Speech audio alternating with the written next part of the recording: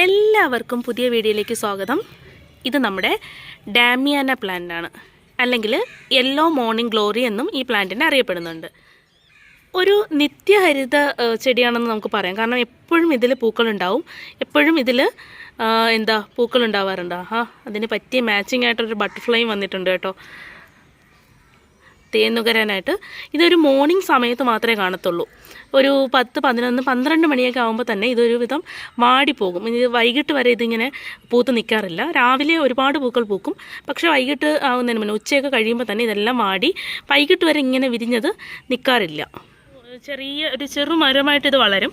നല്ല രീതിയിൽ പൊങ്ങിയിട്ട് നല്ല രീതിയിൽ ഇതുപോലെ മഞ്ഞപ്പൂക്കൾ ഉണ്ടാവും. ഇതിപ്പം മഴ സമയമായിട്ട് കുറവാണ്, അല്ലെങ്കിൽ നിറയെ പൂത്ത് നിൽക്കുന്നത് കാണാം. കണ്ടോ, ഇതാണ് അതിൻ്റെ മൊട്ടുകൾ. എല്ലായിടെ നോക്കിക്കഴിഞ്ഞാലും നമുക്കിവിടെ മൊട്ടുകൾ കാണാൻ പറ്റും.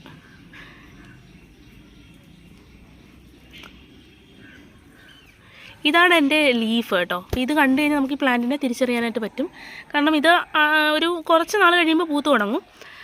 പക്ഷെ നമുക്ക് പ്ലാന്റിനെ കണ്ടാൽ തിരിച്ചറിയുന്നത് അതിൻ്റെ ലീഫ് വഴിയാണ്. അപ്പോൾ ലീഫ് ഇങ്ങനെയാണ് കാണാനായിട്ട്. കൂട്ടത്തോടെ അടുക്കി ലീഫുകൾ വരുന്ന ഒരു പ്ലാന്റാണിത്.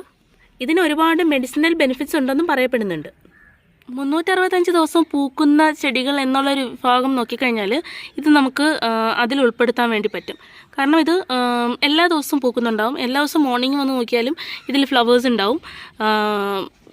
പക്ഷേ ഞാൻ പറഞ്ഞില്ലേ, കുറച്ച് കഴിയുമ്പോൾ ഇതിങ്ങനെ ഇതുപോലെ അങ്ങ് വാടിപ്പോകും. നമ്മൾ ഉച്ചയ്ക്ക് ശേഷം വന്ന് നോക്കിക്കഴിഞ്ഞാലൊന്നും ഇതിൻ്റെ ഫ്ലവേഴ്സിൻ്റെ ഒരു ഭംഗി നമുക്ക് അറിയാൻ പറ്റില്ല.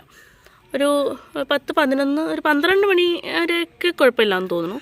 അത് കഴിഞ്ഞിട്ട് പിന്നെ അങ്ങ് ചെറുതായിട്ട് വാടി തുടങ്ങും. വൈകിട്ട് വരെ ഇതൊന്നും നിൽക്കത്തുമില്ല. ഇതിൻ്റെ പ്രൊപ്പഗേഷൻ മെത്തേഡ് കട്ടിങ്സ് വഴിയാണെന്നാണ് പറയുന്നത്. ഞാനത് ചെയ്തിട്ടില്ല. പക്ഷേ ഇത് ഓൾറെഡി ഒരു തൈ നമുക്ക് കിട്ടിയിട്ട് അത് വെച്ചതാണ്. ഇതിൻ്റെ ഈ ചെടിയുടെ താഴെ വേറെ തൈകളുണ്ടാവും. അപ്പോൾ അതിന്ന് ഒരെണ്ണം കൊണ്ടുവച്ച് വളർത്തിയെടുത്തതാണിത്. അപ്പോൾ അല്ലാതെ നമുക്കിത് കട്ടിങ്സ് വഴി ചെയ്യാൻ വേണ്ടി പറ്റുമെന്നാണ് തോന്നുന്നത്. അപ്പോൾ ഈ മഴക്കാലം ആയതുകൊണ്ട് തന്നെ ഞാനതൊന്ന് ട്രൈ ചെയ്തിട്ട് അതിൻ്റെ റിസൾട്ട് ഞാൻ നിങ്ങളെ കാണിക്കാം. മിനിമം കെയർ വേണ്ടി വരുന്ന പ്ലാന്റ്സിൻ്റെ വിഭാഗത്തിൽ പെടുന്നതാണ് ഈ ഡാമിയാന. നമ്മളധികം സോയിലോ ഫെർട്ടിലൈസേഴ്സോ ഒന്നും തന്നെ അധികം ശ്രദ്ധിക്കണമെന്നില്ല. അല്ലാതെ തന്നെ ഇത് നല്ല രീതിയിൽ വളർന്നു കിട്ടും. പിന്നെ ഇതിനെ അധികം അസുഖങ്ങളൊന്നും ബാധിക്കാറില്ല. എന്നാലും ചില പ്ലാന്റ്സിൽ ഇല ചുരുണ്ട് വരുന്ന ആ ഒരിതും യെല്ലോ സ്പോട്ട്സും ഒക്കെ കണ്ടുവരുന്നുണ്ട്.